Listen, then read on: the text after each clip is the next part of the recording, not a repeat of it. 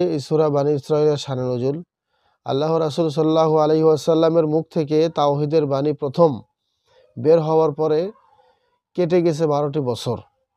এই 12 বছরে হাজারো ঝড় ঝঞ্ঝাটি, ঝড় তুফান বয়ে গিয়েছে।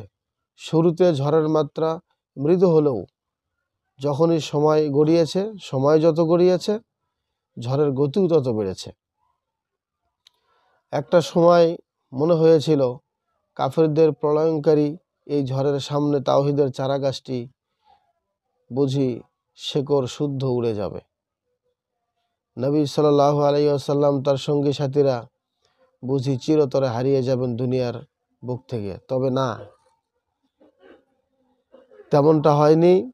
আল্লাহ তাআলা তাওহীদের বাণীকে স্থিরভাবে টিকিয়ে রেখেছেন। কাফিরদের শত অত্যাচারের মুখেও রাসূল সাল্লাল্লাহু আলাইহি ওয়াসাল্লাম ও সাহাবীরা এক মুহূর্তের জন্য তাওহীদের দাওয়াত তারা থামিয়ে রাখেননি। গোটা আরবের এমন কোনো গোত্র অবশিষ্ট ছিল না যাদের মধ্যে 2-4 জন ইসলাম গ্রহণ করেননি। এমনকি মদিনার শক্তিশালী দুটো গোত্র আউস ও খাজরাজ নবীর হাতে বায়াত দিয়েছিলেন, নবীকে মদিনায় আশ্রয় দেওয়ার প্রতিশ্রুতিও দেন। তখন এমন একটা অবস্থা হয়েছিল যে নবীকে মুসলিমরা নিজেদের জন্য আলাদা একটা রাষ্ট্র স্বপ্ন নবীকে তারা মদিনায় আশ্রয় দেওয়ার প্রতিশ্রুতি দেন।